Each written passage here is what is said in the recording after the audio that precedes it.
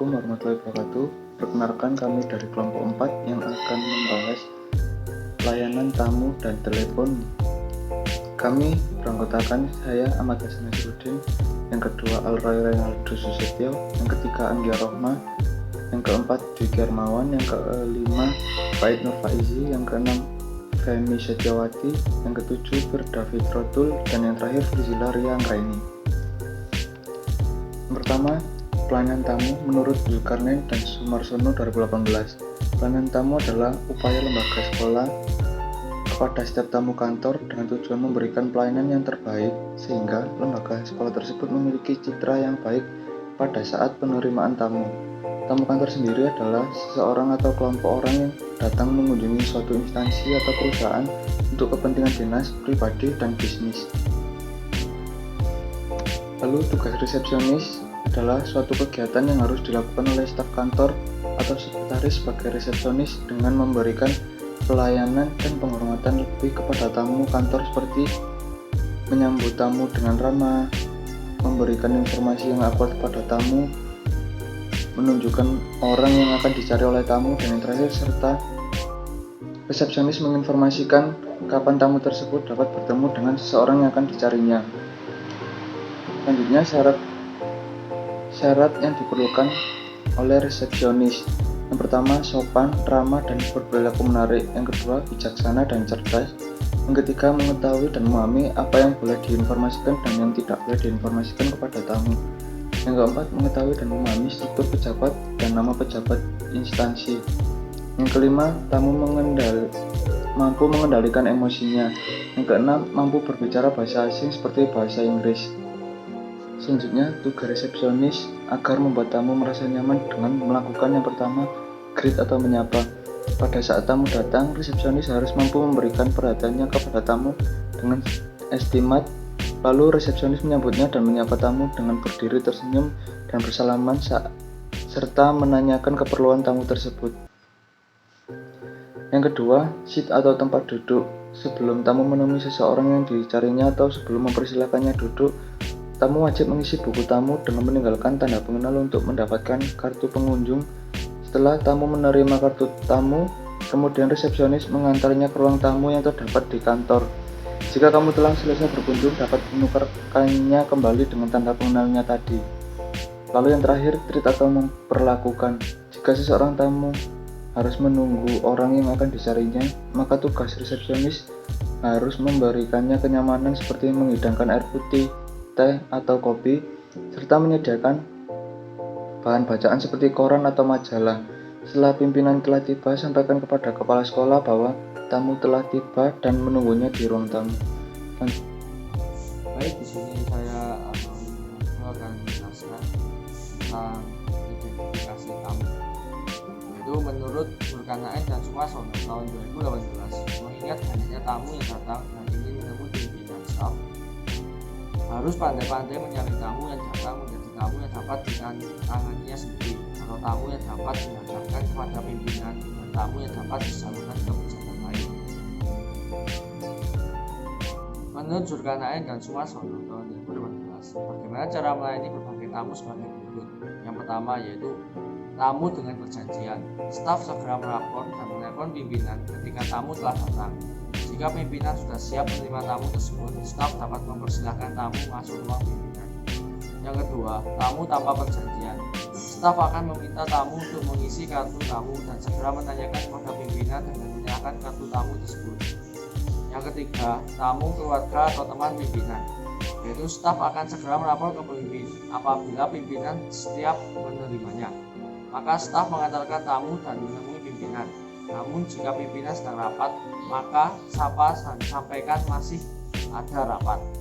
Terus selanjutnya yaitu tamu yang ingin memberi barang dan jasa. Staf mengarahkan ke bagian penjualan atau pemasaran, melayani dengan sopan dan menawarkan minum. Untuk selanjutnya yaitu tamu rutin atau tamu pegawai, yaitu kantor itu sendiri. Bila tidak ada tamunya lainnya, staf dapat segera langsung mempersilahkan tamu untuk menemui pimpinan. Untuk yang selanjutnya yaitu tamu VIP atau Very Important Person. Misalnya kalangan pejabat tinggi negara, staf segera melapor kepada pimpinan. Sendirilah yang langsung menemui dan menyambut tamu tersebut di lobi atau di ruang tamu. Staf juga menyediakan segala keperluan dan hidangan yang disuguhkan kepada tamu. Dan selanjutnya dari tamu pramuniaga atau sales. Jika lembaga tidak memerlukan produk mereka, staf menyampaikan dengan jujur tapi sopan. Selanjutnya yaitu tamu yang tidak diinginkan. Staf tetap bersikap sopan dan ramah dan menyarankan untuk membuat janji dulu. Diusir secara halus. Jika tetap menunggu, diacuhkan saja. Jika tamu berbuat ribut atau gaduh, maka staf bisa menghubungi satpam kantor. Staf yang berperan sebagai sekretaris perlu membuat daftar perjanjian pada buku catatan khusus untuk membantu mengingatkan pimpinan. Perjanjian tersebut dapat dibuat melalui surat maupun telepon. Apabila seseorang yang telah membuat perjanjian dengan pimpinan tetapi karena suatu sebab tidak bisa bertemu, maka staf akan membuat perjanjian di waktu yang lain. Menurut Lamawata dalam Zulkarnain dan Sumarsono tahun 2018 menyatakan bahwa seseorang staf ataupun sekretaris tidak saja dituntut untuk memahami cara melayani dan menghadapi tamu, tetapi dia juga harus mengetahui dan menguasai tata cara bertamu pada jam kerja, bahkan jika pimpinan menghadiri pertemuan bisnis. Bahkan jika pimpinan jarang hadir, maka pimpinan akan mendelegasikan sekretaris untuk menghadiri pertemuan bisnis tersebut. Menurut Zulkarnain dan Sumarsono, tata cara untuk bertamu ketika jam kerja sebagai berikut. A. Buatlah perjanjian terlebih dahulu sebelum bertemu dengan klien. 2. Sehari sebelumnya hendakkan sekretaris mengkonfirmasi dan mengingatkan kembali jadwal pertemuan yang telah disepakati. Jangan sekali-sekali membatalkan perjanjian. Yang ketiga, pastikan tempat pertemuan berlangsung telah diketahui sebelumnya sehingga dapat memastikan jalan yang akan ditempuh. Selanjutnya, perhatikan penampilan dan sikap saat harus bertemu dengan klien. Siapkan diri dengan penampilan yang rapi, segar, bersih, dan sikap ramah dan tulus agar suasana menyenangkan. Selanjutnya yaitu sesaat setelah sampai di perusahaan yang setuju, sekretaris hendaknya bertemu dengan resepsionis atau minta bantuan dari karyawan setempat untuk bertemu dengan orang yang dituju. Selanjutnya yaitu jamuan makan. Jamuan makan menurut Zulkarnain dan Sumarsono tahun 2018 menjelaskan bahwa etika makan ketika di rumah dan di luar rumah itu berbeda. Etika makan untuk kalangan bisnis dan negarawan memiliki aturan-aturan khusus serta memiliki tata cara tersendiri. Sebagai seorang sekretaris, tentunya harus menguasai table manner atau tata cara makan ini. Table manner sendiri meliputi sikap dan sopan santun ketika berada di meja makan. Lalu jenis jamuan makan internasional itu terdapat 6. Yang pertama coffee morning atau jamuan di pagi hari sekitar jam 10 sampai jam 11 pagi dengan hidangan teh atau kopi ditemani dengan kue. Lalu yang kedua brunch atau breakfast lunch yaitu jamuan antara pagi hingga siang hari sekitar jam 9 pagi sampai jam 2 siang dengan hidangan yang disajikan prasmanan. Yang ketiga yaitu lunch atau jamuan makan siang sekitar jam setengah 12 sampai jam 2 siang dengan hidangan menu utama seperti nasi, kentang, dan lauk pauk. Lauk pauknya itu biasanya seperti ayam, daging, ikan, dan sayur-sayuran. Yang keempat yaitu tea time atau afternoon tea, yaitu jamuan sore sekitar jam 3 sore sampai jam 6 sore dihidangkan teh atau kopi lalu ditemani dengan kue-kue. Yang kelima yaitu jamuan makan hotel, yaitu jamuan malam hari sebelum makan malam sekitar jam 6 sore sampai jam 7 sore dengan hidangan soft drink, sari buah, dan hidangan kue. Yang terakhir yaitu dinner atau jamuan malam sekitar jam 7 malam hingga jam 10 malam dengan hidangan nasi, kentang beserta lauk, daging, ayam, ikan, dan sayuran. Yang selanjutnya terdapat hal-hal yang perlu dilakukan saat mendatangi undangan ke restoran mewah dan pelayan tidak memberikan tempat duduk. Yang pertama yang harus dilakukan yaitu tarik bangku menggunakan kedua tangan, lalu duduk, serta gunakan serbet atau biasa yang disebut dengan napkin, lalu taruh di pangkuan. Yang ketiga, jika sudah, lihat daftar menu dan segera memesan menu dengan menunjuk menu yang dipilih. Usahakan jangan terlalu lama dalam memilih menu. Selanjutnya terdapat macam-macam menu jamuan makan formal. Terdapat 3 menu. Yang pertama yaitu hidangan pembuka atau biasa disebut dengan appetizer. Yang kedua adalah hidangan utama atau biasa disebut dengan main course. Yang ketiga yaitu hidangan penutup atau dessert. Lalu untuk hidangan pembuka, appetizer ini terdiri dari 2 macam, yaitu hot appetizer atau sup. Lalu yang kedua yaitu cold appetizer berupa salad ataupun sandwich. Yang kedua yaitu hidangan utama atau main course. Hidangan ini biasanya berupa daging, steak ataupun seafood, dilengkapi dengan kentang serta sayuran. Lalu yang ketiga yaitu hidangan penutup atau dessert. Hidangan ini biasanya berupa makanan atau minuman dingin seperti cake, puding, es krim, buah, ataupun jus. Berikan waktu jeda ketika ingin memakan hidangan penutup ini.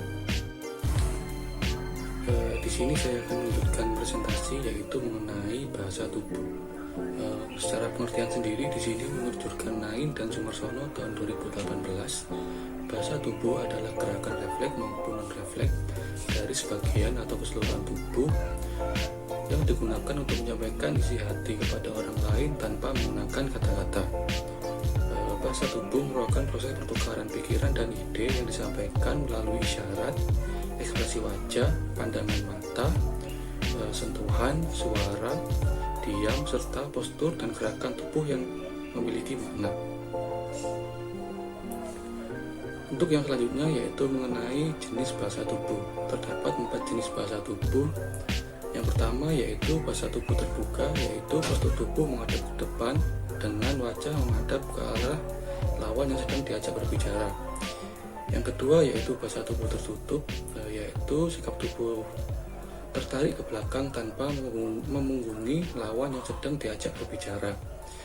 Yang ketiga yaitu bahasa tubuh ekspansi, yaitu tampak dalam postur tubuh siaga, misalnya berdiri tegak dengan dagu sedikit mendongak ke arah atas. Yang keempat yaitu bahasa tubuh tegang, yaitu yang mana terlihat dari postur tubuh yang mengkerut seolah-olah tubuh ditarik ke arah ke belakang. Yang selanjutnya yaitu mengenai beberapa bahasa tubuh yang penting dilakukan untuk pelayanan prima yang ada di kantor menurut Zulkarnain dan Sumarsono tahun 2018. Untuk yang poin pertama yaitu berdiri tegak dengan dada sedikit ditonjolkan ke arah depan. Yang kedua yaitu tampil tenang agar bisa mengendalikan situasi. Yang ketiga yaitu pertahankan ekspresi netral dan menyenangkan saat berhadapan dengan orang lain. Yang selanjutnya yaitu menatap langsung ke mata lawan yang sedang diajak berbicara. Yang selanjutnya yaitu lindungi wajah, lindungi wilayah ruang fisik supaya berwibawa. Selanjutnya yaitu gerakan tangan atau lengan untuk menegaskan sesuatu secara efektif. Yang terakhir yaitu mempertemukan ujung-ujung jari menunjukkan berpikir serius tentang hal yang diucapkan oleh orang lain. Untuk yang selanjutnya yaitu arti komunikasi verbal melalui bahasa tubuh. Untuk yang poin pertama yaitu bahu. Bahu mendatarkan dalam keadaan baik. Bahu membungkuk menandakan kurang baik atau sakit, sedangkan mengangkat bahu menyatakan ketidakpastian. Yang kedua yaitu kepala. Kepala mengangguk menunjukkan kesetujuan atau setuju. Yang kedua yaitu kepala menggeleng, tidak setuju, dan menunduk menandakan kesedihan. Sedangkan kepala dengan dagu ditahan dapat menandakan gundah, bosan, dan sedih. Untuk yang selanjutnya yaitu gerakan mata, gerakan wajah, yaitu senyum menandakan dalam keadaan senang. Yang kedua yaitu dahi berkerut, mata menyipit menandakan bingung dan gelisah. Yang ketiga mata melotot dan mulut menutup sama dengan marah. Yang keempat wajah agak pucat dan sayu menandakan kesedihan, gundah, dan kekecewaan. Untuk yang selanjutnya yaitu gerakan mata. Yang pertama, kontak mata langsung menunjukkan terdapat perhatian. Yang kedua, menghindari kontak mata menandakan menghindari percakapan.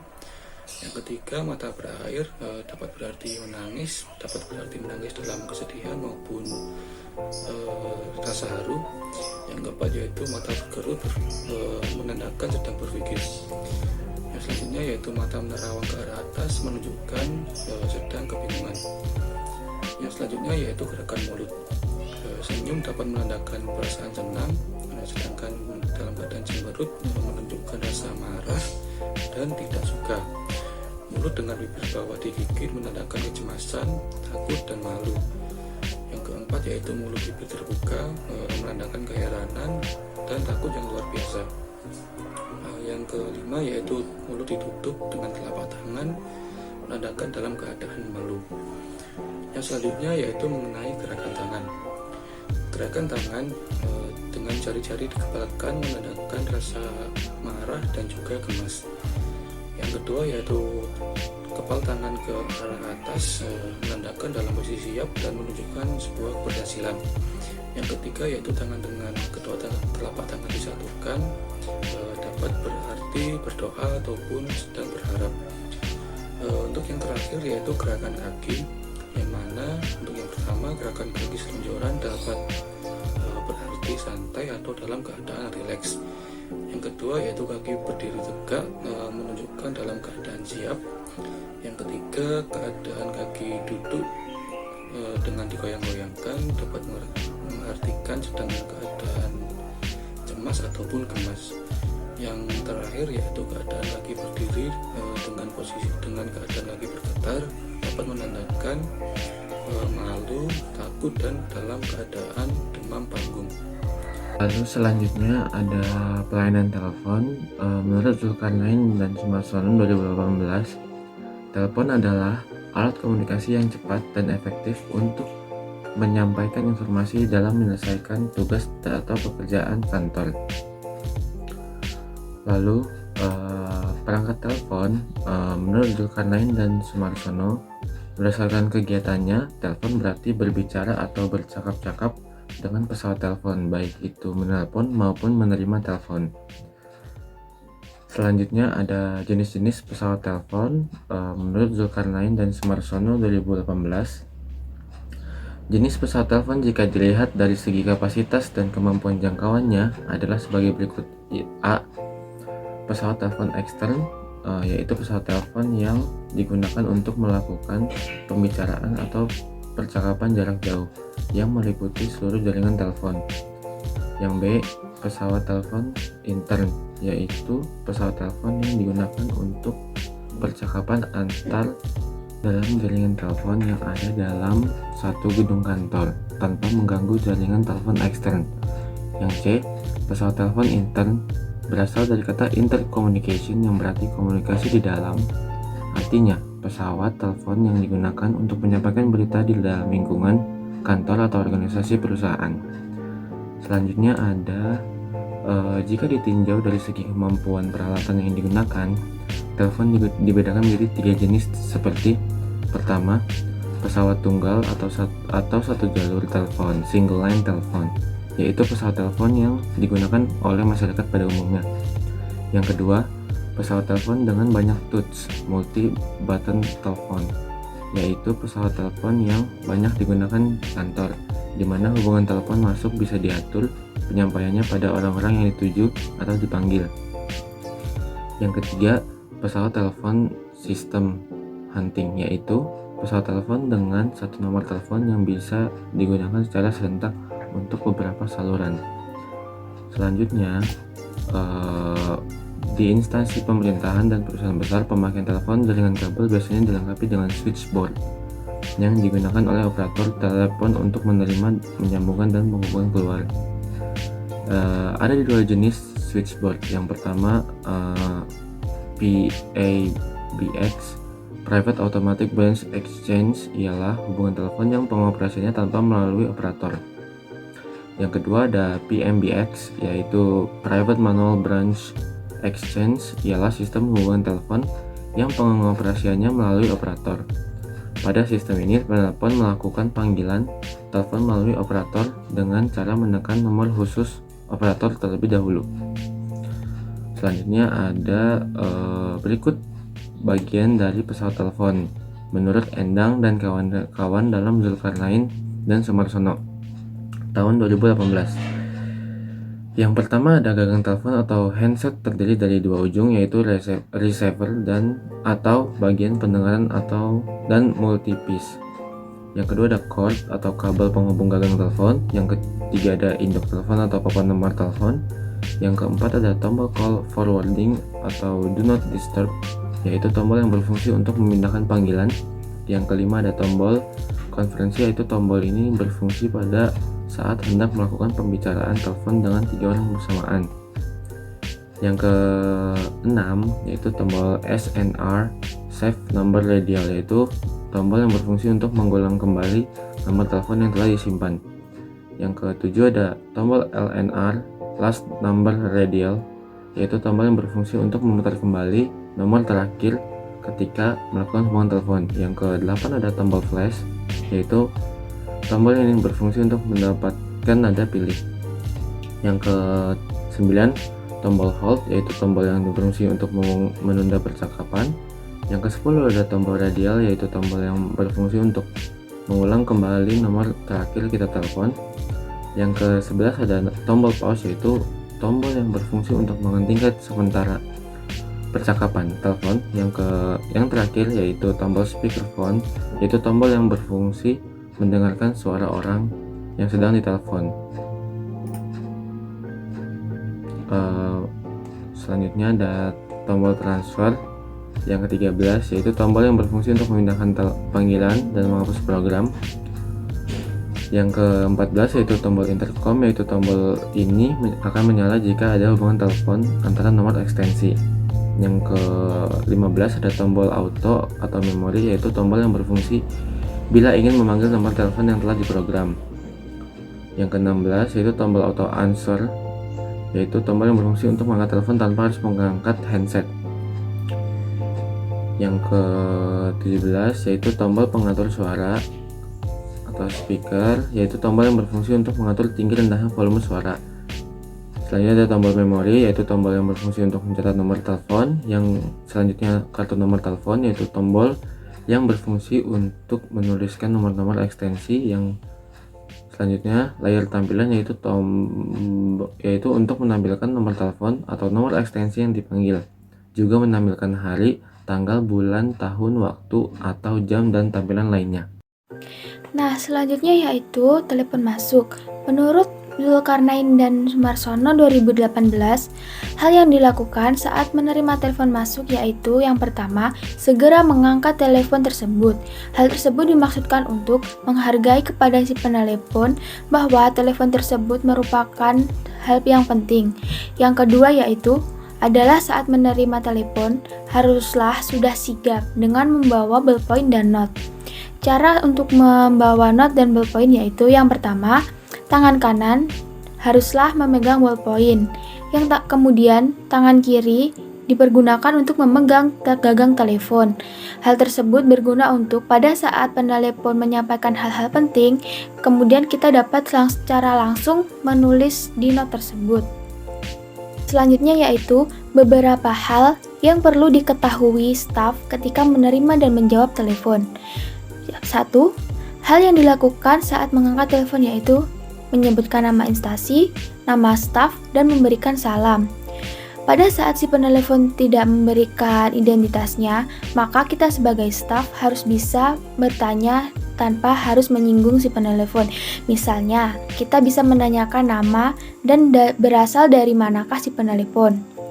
Kemudian yang kedua yaitu memilih telepon masuk, karena seringkali adanya penelepon yang tidak perlu berhubungan langsung dengan pemimpin, yaitu kita dapat memilih siapa penelepon yang bisa kita angkat ataupun langsung disalurkan kepada pemimpin.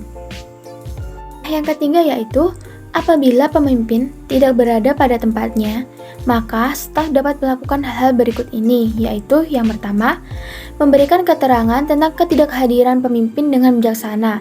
Namun, staf tidak boleh memberikan alasan secara terperinci kecuali hal tersebut sangatlah penting. Yang kedua, yaitu staf harus bisa menggunakan kemampuan berdiplomasi jika penelepon enggan memberikan keterangan identitas serta tujuan menelepon. Kemudian yang ketiga, mencatat pesan dalam formulir penerimaan telepon. Dalam formulir tersebut terdapat beberapa isi, yaitu yang pertama, untuk siapa, dari siapa, berasal dari kantor mana, kemudian jabatannya apa, lalu nomor teleponnya berapa, serta keperluannya apa, kemudian diterima oleh siapa, pada tanggal berapa, dan jam berapa. Nah, yang terakhir yaitu pada saat mengakhiri pembicaraan telepon dengan mengucapkan salam dan kata terima kasih secara ramah tanpa tergesa-gesa. Kemudian menunggu si penelepon mengucapkan salam serta menutup teleponnya. Baru kita bisa untuk mengakhiri telepon tersebut dan meletakkan gagang telepon secara perlahan. Selanjutnya, ada langkah-langkah yang harus dilakukan oleh staf pada saat menerima panggilan dalam sistem PMBX atau Private Manual Branch Exchange. Adalah segera untuk mengangkat telepon tersebut, kemudian dengan wajah tersenyum mengucapkan salam dan memperkenalkan diri sebagai pembukaan. Setelah itu, menanyakan akan disambungkan kepada siapa dan pada bagian apa. Saat semuanya sudah jelas, kemudian segera menyambungkan dengan telepon orang yang dituju. Assalamualaikum warahmatullahi wabarakatuh. Perkenalkan, saya Firda Fitratul Unsa akan menjelaskan mengenai telepon keluar. Menurut Zulkarnain dan Sumarsono, persiapan yang perlu dilakukan sebelum membuat panggilan telepon adalah sebagai berikut. Yang pertama ialah memahami masalah atau keperluan yang akan disampaikan atau dijelaskan kepada penerima telepon. Kemudian yang kedua, mencatat nomor telepon tujuan guna menghindari salah sambung. Yang ketiga, menyiapkan media untuk mencatat pesan-pesan atau keperluan bila diperlukan. Yang keempat, mengangkat gagang telepon dan memencet tombol dengan jari secara wajar dan tidak kasar, guna menghindari kerusakan. Yang kelima, bila sudah diterima, staf diharapkan untuk menyebutkan identitas diri sebagai penelepon sebelum membicarakan hal lainnya. Yang keenam, menyatakan permintaan maaf apabila terjadi salah sambung atau salah kata. Yang ketujuh, meminta bantuan operator apabila nomor yang dituju tidak tersedia atau kurang jelas. Selanjutnya ialah hal-hal yang perlu diperhatikan ketika menelepon.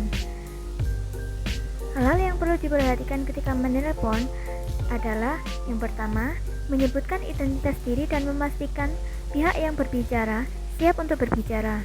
Kemudian yang kedua, memastikan nomor yang dituju, kemudian dihubungkan dengan bagian yang diminta pimpinan. Yang ketiga, staf diharapkan tersenyum dan mendengarkan lawan bicara dalam telepon, guna menghindari menyinggung perasaan pihak yang diajak berbicara. Kemudian yang keempat, menggunakan bahasa yang sopan, profesional, nada suara yang baik, serta menggunakan kata-kata yang mudah dipahami. Selanjutnya ialah hal-hal yang perlu dihindari ketika membuat panggilan telepon. Yang pertama, jangan mengangkat gagang telepon sebelum menemukan nomor yang dituju guna menghindari pemborosan tagihan. Kemudian yang kedua, apabila pesan tidak tersampaikan dengan baik karena gangguan telepon, maka mintalah penelepon menelepon kembali. Kemudian yang ketiga, apabila pesan tidak tersampaikan karena kurang jelas didengar, maka mintalah penelepon untuk mengulang kembali pesannya. Kemudian yang terakhir, jangan menggunakan telepon kantor untuk keperluan pribadi. Apabila keadaan mendesak, maka bicaralah seperlunya. Sebab terakhir dari pelayanan telepon yaitu adalah call center. Menurut Zulkarnain dan Sumarsono tahun 2016 menyebutkan bahwa call center adalah divisi suatu perusahaan yang digunakan untuk menerima dan mengirimkan permintaan melalui telepon.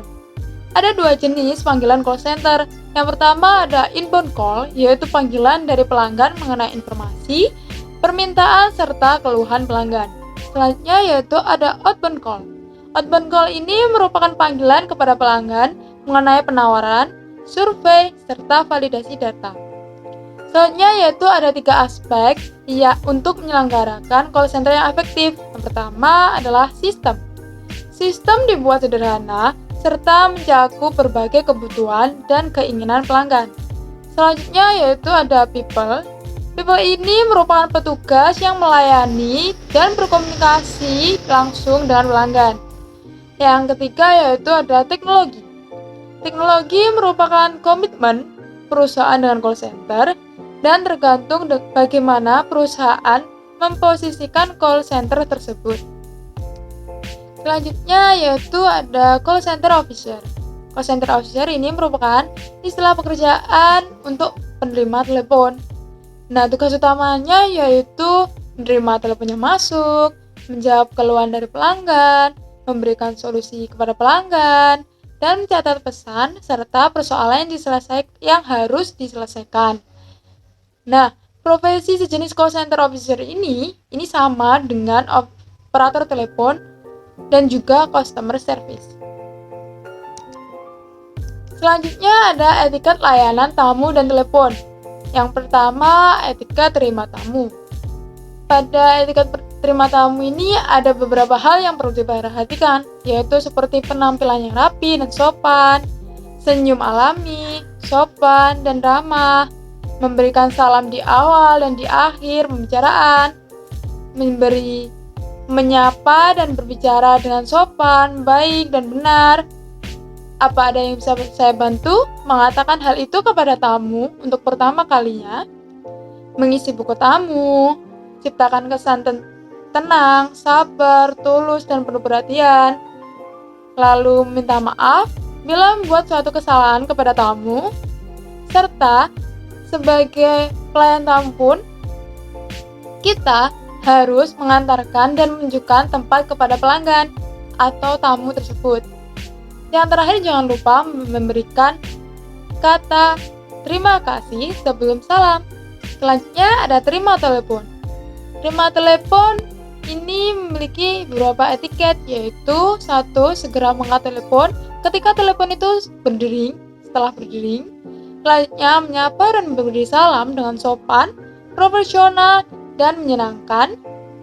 Yang ketiga yaitu menggunakan bahasa yang sopan, baik dan benar, mengenalkan diri dan instansi yang jelas.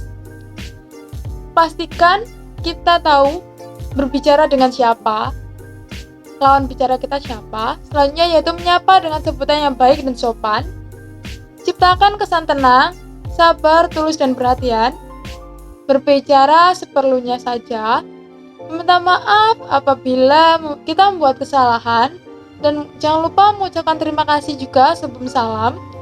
Serta meletakkan genggaman telepon dengan pelan sesudah panggilan selesai. Selanjutnya yaitu ada etiket telepon. Etiket telepon ini sebenarnya hampir sama dengan terima telepon, namun ada beberapa hal yang berbeda, yaitu mencatat poin-poin yang akan disampaikan. Sebelum telepon, kita harus mencatat apa saja yang harus kita katakan kepada pelanggan atau lawan bicara kita. Selanjutnya, mengangkat dan memencet tombol telepon dengan jari yang wajar. Selanjutnya yaitu menyapa dengan salam, dengan sopan dan menyenangkan, memberi salam pada awal dan akhir pembicaraan, mengenalkan diri dan instansi dengan jelas, dan selanjutnya itu hampir sama dengan etiket terima telepon. Dan yang terakhir, jangan lupa meletakkan genggaman telepon dengan baik dan benar, serta pelan. Terima kasih presensi dari kelompok kami. Bila ada kurang lebihnya, mohon maaf. Wassalamualaikum warahmatullahi wabarakatuh.